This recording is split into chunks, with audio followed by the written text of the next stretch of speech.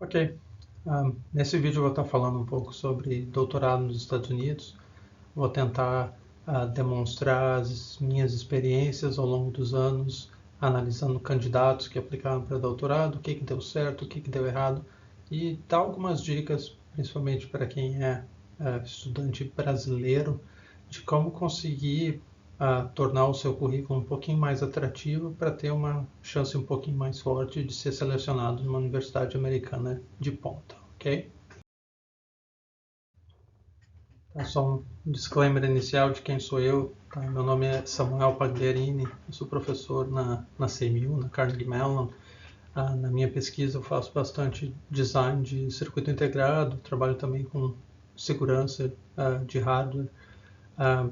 Eu tenho participado de contratação de doutorandos já faz mais de uma década, tá? E ao longo do caminho, milhares e milhares de CVs que eu já avaliei, centenas de entrevistas, tá? É bastante coisa mesmo. E ao longo do tempo, tu começa a ver assim, certos padrões que funcionam, né? Uma maneira que o candidato organiza o CV de uma maneira que funciona e algumas coisas que não funcionam, algumas informações que são colocadas ali que são inadequadas, são redundantes, e algumas informações são muito precisas e adequadas.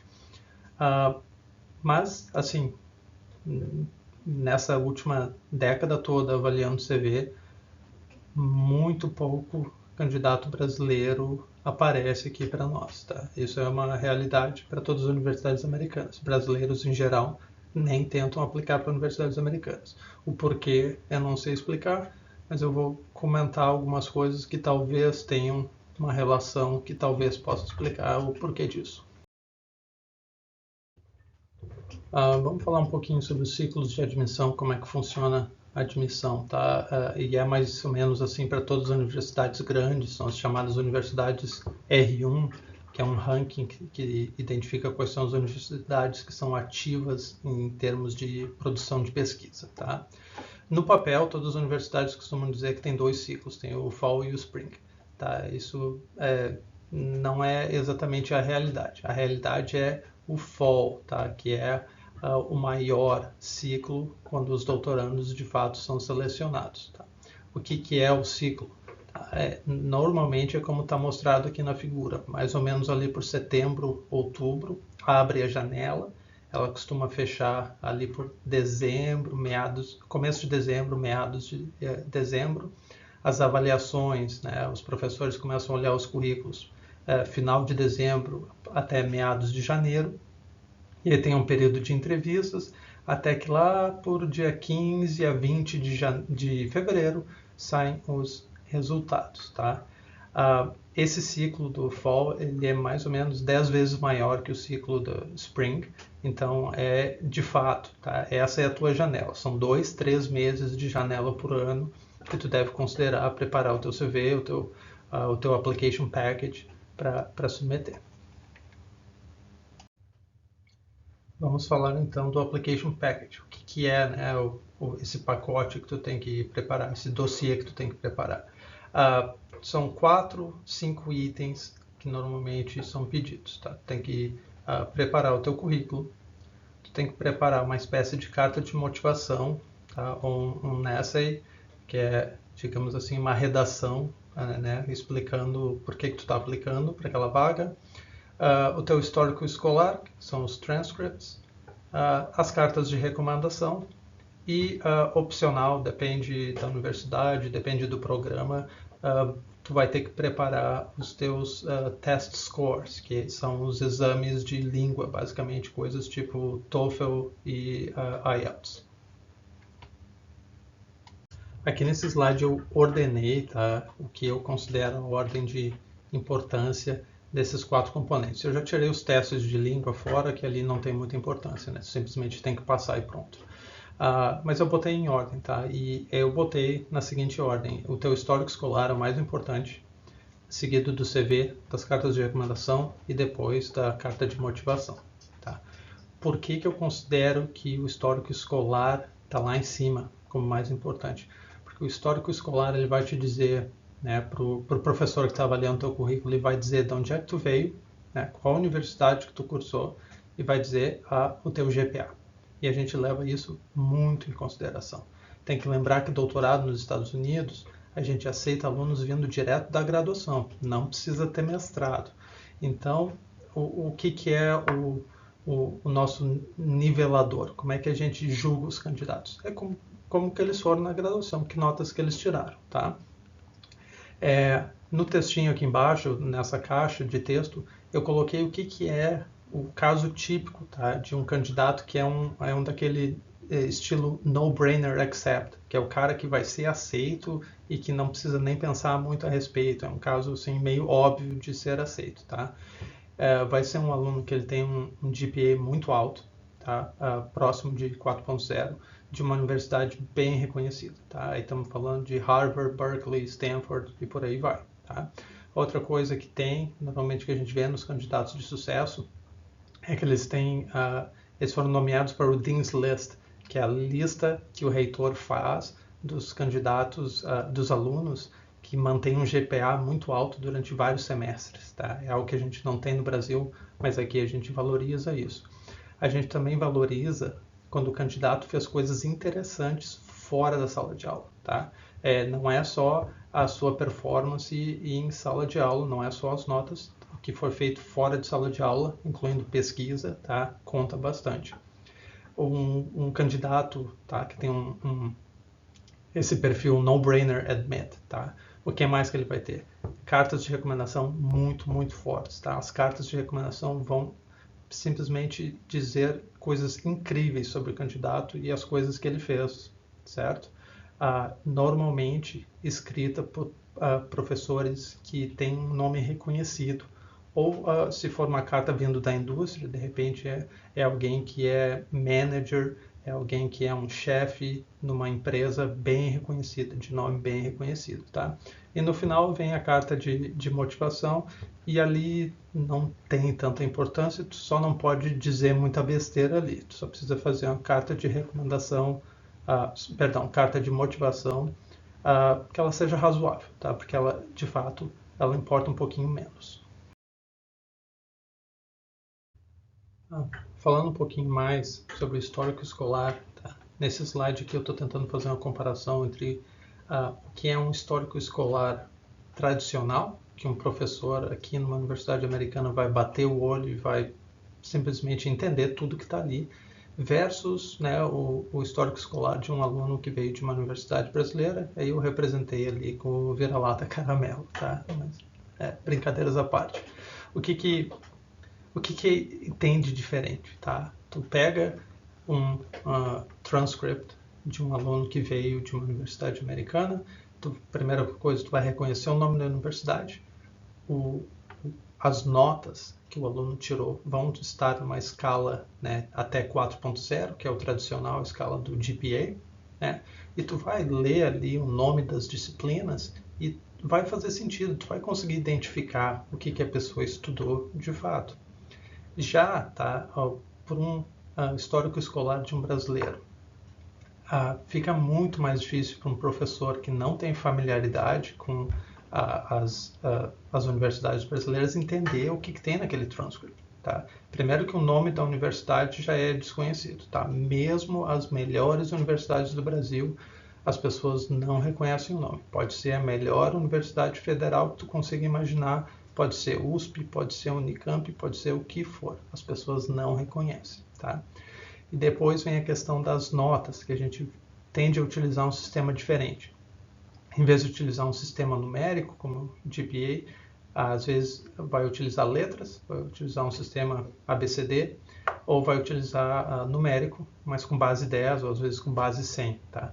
E aí dá bastante confusão, porque fica difícil comparar os dois sistemas, tem algumas regrinhas de conversão, eu vou falar um pouquinho mais disso mais para frente, mas em geral causa confusão. Olhando para os cursos, as disciplinas, tá? Em particular, que a pessoa fez, os professores daqui vão bater o olho no nome das disciplinas, mesmo que esteja traduzido, é difícil achar uma correlação, né? Por exemplo, sou professor aqui na Carnegie Mellon, aparece algo no histórico escolar de um aluno, eu fico pensando qual é a disciplina que nós temos aqui que é equivalente ao que apareceu naquele histórico escolar. E é bem difícil fazer esse mapeamento e, no final das contas, eu imagino que por conta disso, quem vem de um sistema escolar diferente acaba ficando um pouquinho prejudicado. Aqui eu estou trazendo uma comparação do ponto de vista do CV entre um aplicante tradicional e o aplicante brasileiro. Tá? O que a gente vai ver num CV tradicional, num CV típico? A gente vai ver estágios, internships, em empresas que são bem reconhecidas na área. Eu coloquei alguns nomes ali, Google, Nvidia, Apple, Intel e por aí vai. Tá? É bem comum que os alunos top, os alunos de ponta, os alunos que têm um CV forte, eles acabam fazendo estágios em empresas de renome. Além disso, os alunos também costumam fazer TAs, né, que é aquela coisa de ser o assistente de uma disciplina. Né? Talvez em português a gente diria monitor de uma disciplina. Isso é muito importante. Normalmente é feita a seleção dos TAs. A gente pega os alunos que fizeram a disciplina, tiraram notas ótimas na disciplina, aí no semestre seguinte a gente convida eles para serem TAs. Então isso conta bem legal quando aparece no CV. Outra diferença é a duração do programa, né? A duração dos estudos é geralmente 4 anos. Agora a gente faz a comparação com um CV de um candidato brasileiro. Se tiver estágio, vai aparecer ali uma empresa que provavelmente só tem representação no Brasil.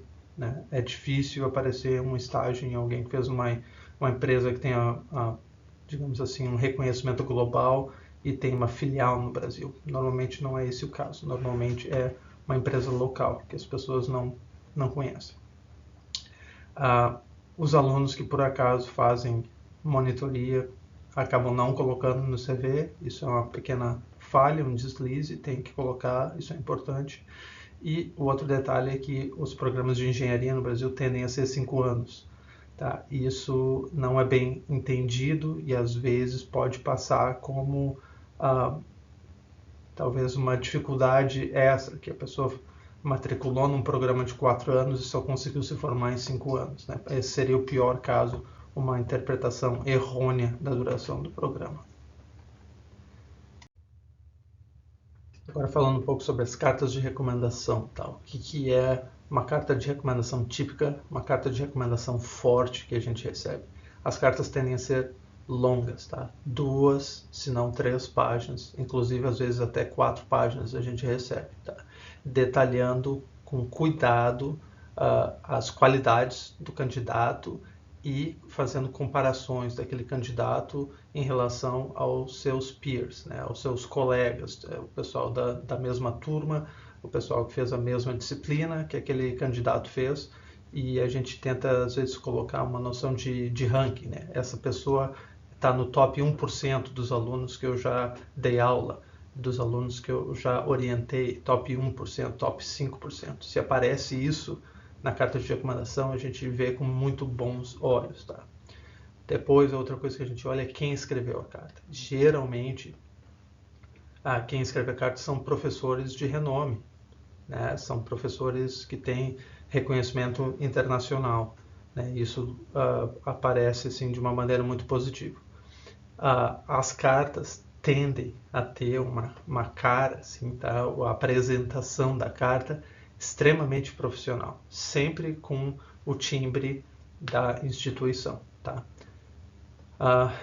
No lado brasileiro, o que acontece? Eu acho que, em geral, assim, falando em termos bem genéricos, tá? Professores brasileiros, em geral, não sabem escrever carta de recomendação. As cartas que a gente vê tendem a ser curtas, né? Pela própria natureza, né? Por ser um professor numa universidade brasileira, às vezes não é reconhecido, né? Então, a pessoa que está lendo a carta bate o olho, vê o nome de quem escreveu a carta, não sabe quem é aquela pessoa, mesmo que seja um expert bem reconhecido a nível nacional. As cartas, às vezes, têm defeitos de apresentação.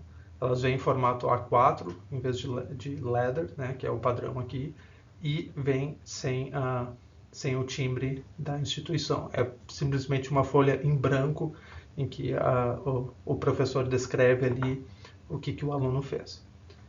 Sobre o conteúdo da carta, tá? o que geralmente aparece. Uma carta ruim, ela tende a fazer uma narrativa, uma linha do tempo das coisas que o aluno fez e não foca nas qualidades do aluno. Então ela acaba ficando assim, ó, uma lista de pontos, né? O aluno fez isso, ele fez essa disciplina comigo, fez esse trabalho comigo, escreveu esse paper comigo. Ok, tem que listar isso, mas tu tem que dizer quais qualidades do aluno. E isso que é o importante. Tu tem que dizer como que ele se saiu durante esses trabalhos e colocar alguma noção de comparação em relação aos alunos na mesma situação, na mesma disciplina ou fazendo a mesma pesquisa, como que aquela pessoa se saiu. Isso é que é de fato importante. Falando um pouco sobre carta de motivação. A primeira coisa que eu diria é que hoje em dia perdeu muito valor, tá? Não dá para utilizar mais carta de motivação para julgar a qualidade do candidato. A razão é ChatGPT e LLMs em geral, tá? Antigamente, tu podia usar a carta de motivação para julgar o quanto de esforço o candidato colocou na sua candidatura, se o texto está bem escrito, se está coerente, se está bem estruturado, se a gramática está correta. Hoje não interessa. O aluno pode ser um aluno super forte, pode ser um aluno super fraco, as cartas de motivação tendem a estar escritas de maneira 100% correta. Então a gente perdeu esse discriminante. A carta de motivação a gente não consegue utilizar mais para separar candidatos fortes de candidatos fracos. Mas tem alguns pontos que aparecem, assim, que são típicos em candidatos fortes e que às vezes são vistos com bons olhos, tá? Os candidatos tendem a demonstrar ambição, tá? É o que eu estou mostrando na esquerda ali. O candidato fala ele quer fazer coisas magníficas, coisas extraordinárias, tá? Eu falo ali de candidato que quer curar o câncer, quer salvar as baleias, né? São coisas assim extraordinárias, né? Que demonstra ambição. Fora isso, o que mais que aparece numa carta bem forte?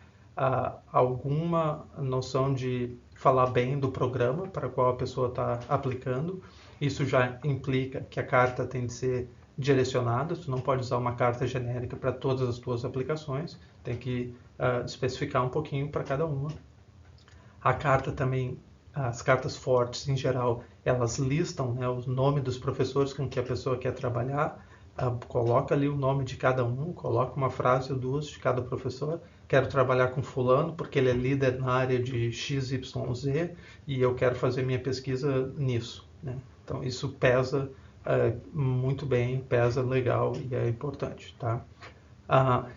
Também é legal colocar alguma coisa assim no sentido de que área tu gostaria de trabalhar, que tópicos tu gostaria de trabalhar, e aí tu tem que tentar fazer um pouquinho do mapeamento. O tópico que tu quer trabalhar tem que também ser adequado para aquela lista de professores que tu colocou ali, né? Não pode colocar um tópico muito diferentão, porque aí não faz sentido. Cartas fracas. O que tem nas cartas fracas? Às vezes falam de coisas bem estranhas, assim, que eu pessoalmente acho que não cabe numa carta de motivação. Fala, por exemplo, fala da infância da pessoa, fala como a pessoa sempre sonhou em ser um engenheiro, um pouco mais de fábula do que de fato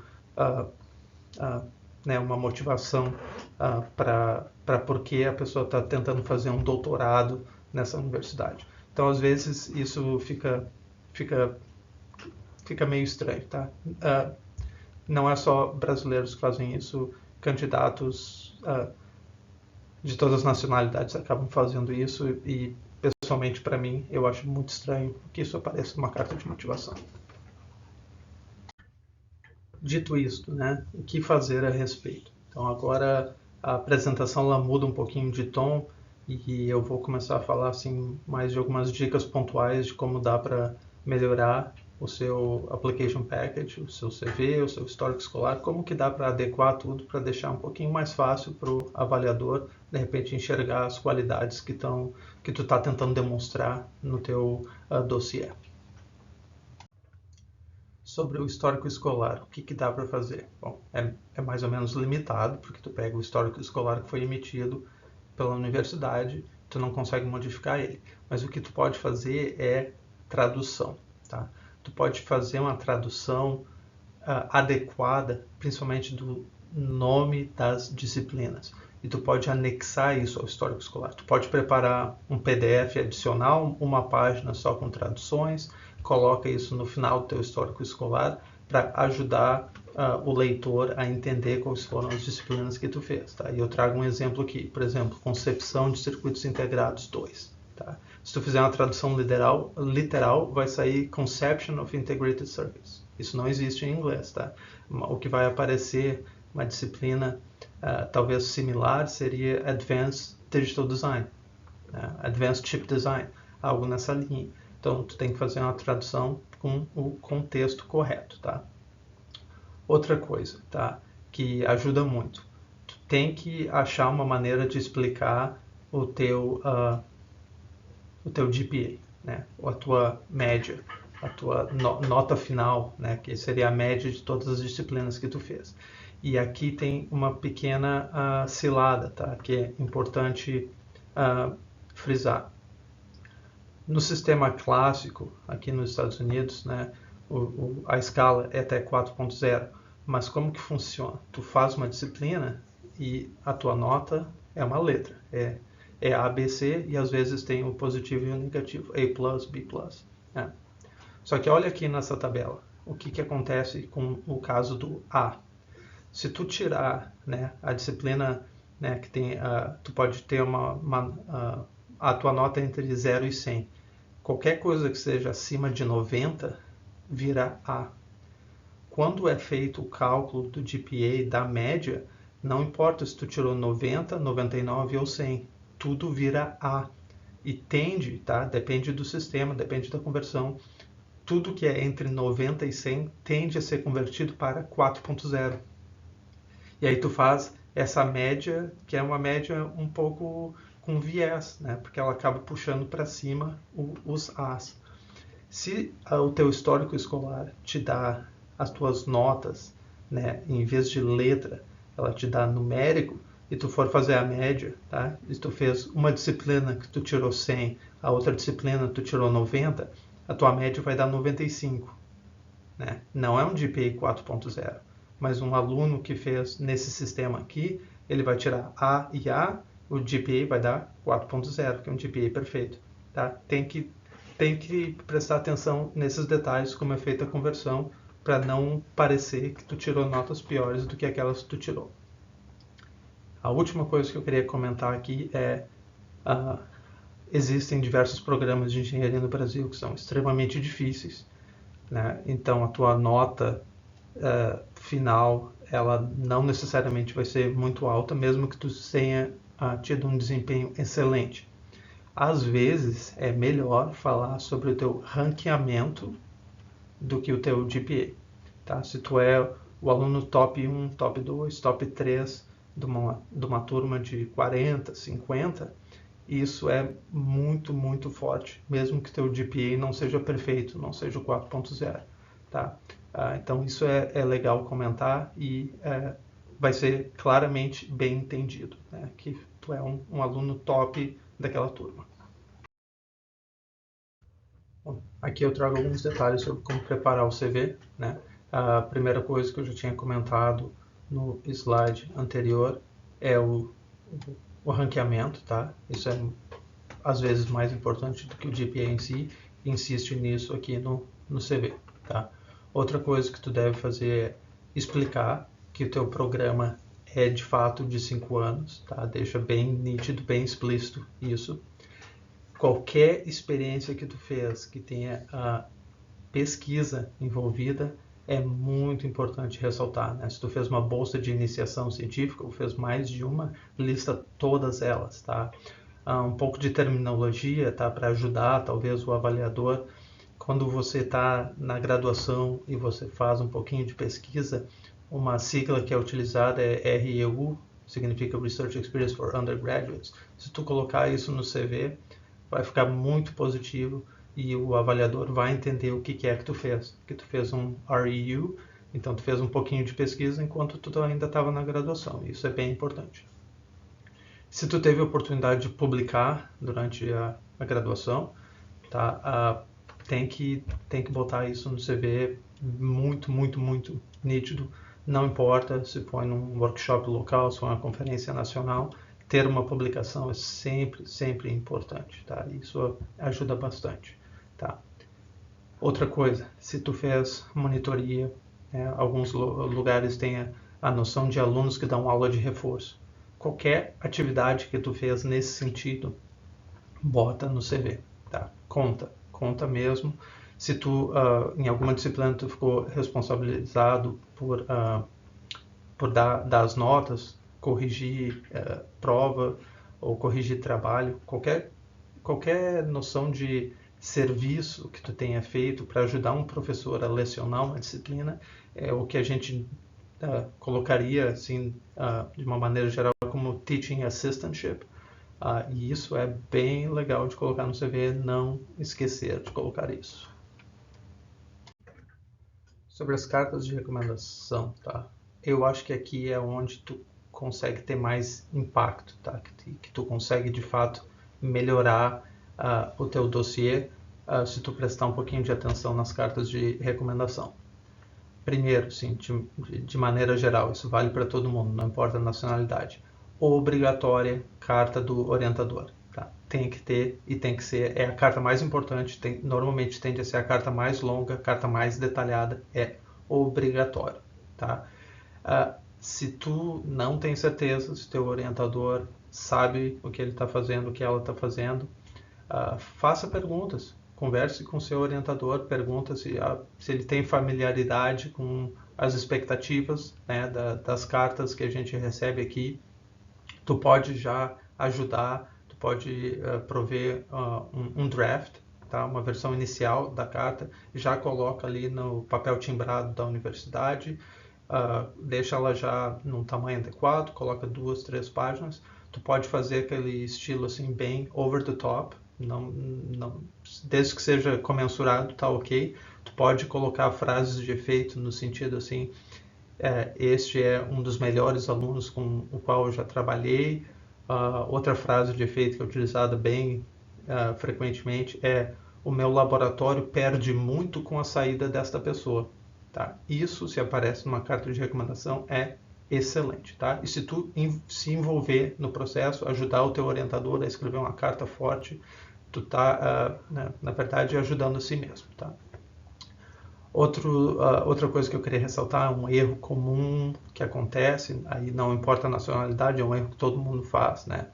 É pedir carta de recomendação para um lecturer em vez de um researcher, né? É alguém que só deu aula para ti, mas não teve contato contigo fora de sala de aula.